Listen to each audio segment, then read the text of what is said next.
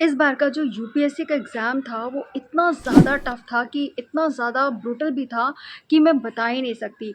Even जो बहुत ही ज़्यादा एक्सपीरियंस्ड एस्पिरेंट्स हैं ना, उनको भी इतना ज़्यादा डिफ़िकल्टी लेवल बढ़ा हुआ लगा कि बस आप पूछो ही मत।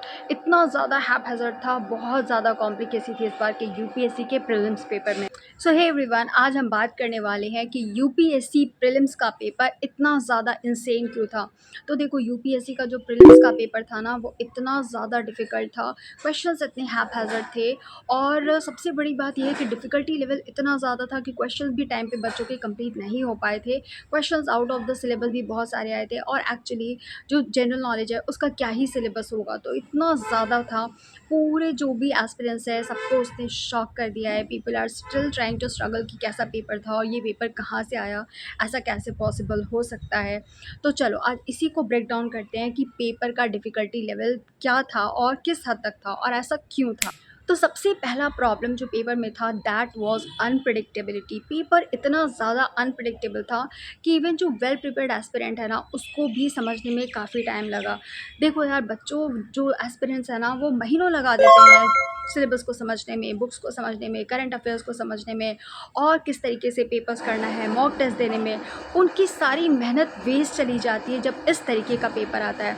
इस तरह से इस तरीके का पेपर करना जो इतना ज़्यादा इंसेन है, डिफ़िकल्टी लेवल इतना ज़्यादा है, अनप्रेडिक्टेबिलिटी है। देखो होता क्या है, इवन जो क्वेश्चंस के आपको एट फर्स्ट ग्लांस ना लगेगा कि पे क्वेश्चन बहुत ईजी है, बट देन जब आप करने जाओगे, जो ऑप्शंस आपको दिए हैं ना, वो इतना ज़्यादा ट्रैप में ले लेता है कि आपको समझ ही नहीं आता कि कौन सा आंसर सही है।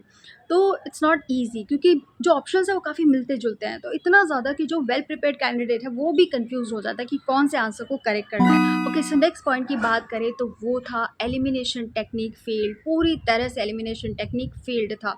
देखो, क्या होता है कि जो यूजुअली स्मार्ट जो एलिमिनेशन मेथड्स है ना, ये आपको बहुत ज़्यादा हेल्प करते हैं इस तरह के मल्टीपल चॉइस क्वेश्चंस को सॉल्व करने में। बट यहाँ पर क्या था, आपके जो क्वेश्चंस थे ना, वो काफ़ी ज़्यादा ट्रिकी थे और उसके जो चॉइसेस थे आपको दिए हुए थे, या तो आपके सारे के सारे चॉइसेस बिल्कुल करेक्ट लगेंगे या सारे के सारे चॉइसेस आपको बिल्कुल रॉन्ग लगेंगे। तो आपको ना बहुत सारे चॉइसेस में से चूज़ करना है कि लाइक क्या सही है, और ये बहुत ज़्यादा ट्रिकी हो जाता है। तो वो एस्पिरेंट्स जो कि टोटली एलिमिनेशन टेक्निक पे डिपेंडेंट है या चूज़ करने वाले टाइप की चीज़ों पे डिपेंडेंट है, तो उनके लिए इस तरह का पेपर करना बहुत ज़्यादा डिफ़िकल्ट हो जाता है, क्योंकि आपको सारे चॉइसेस सेम लगेंगे, बहुत सारी मल्टीपल कन्फ्यूजिंग चॉइसेस, ऐसा फील होता है। तो it was like very much difficult because of this also, कि आपको एलिमिनेशन और ट्रिक लग ही नहीं रहा है कहीं पर भी। Next was the current affairs surprise. देखो, करेंट अफेयर्स जो था ना, ये इसकी तैयारी करनी बहुत ज़्यादा ज़रूरी होती है।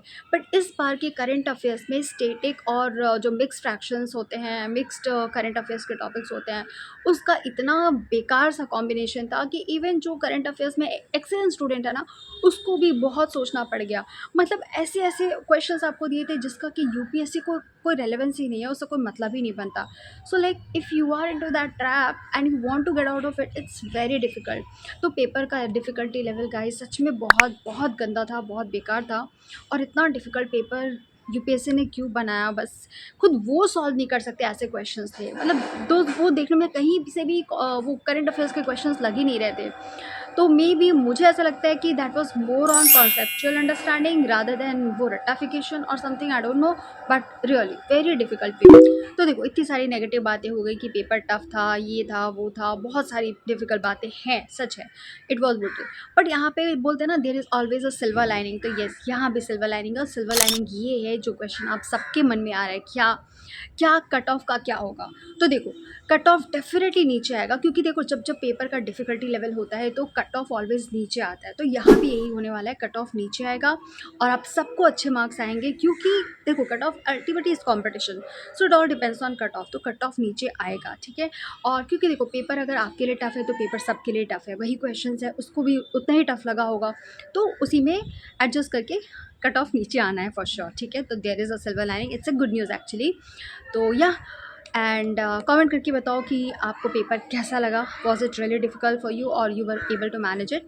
And now I hope you like this video. If you did, like करो, सब्सक्राइब करो और कमेंट करके बताओ आपको ये वीडियो कैसी लगी, और hope you enjoy this video.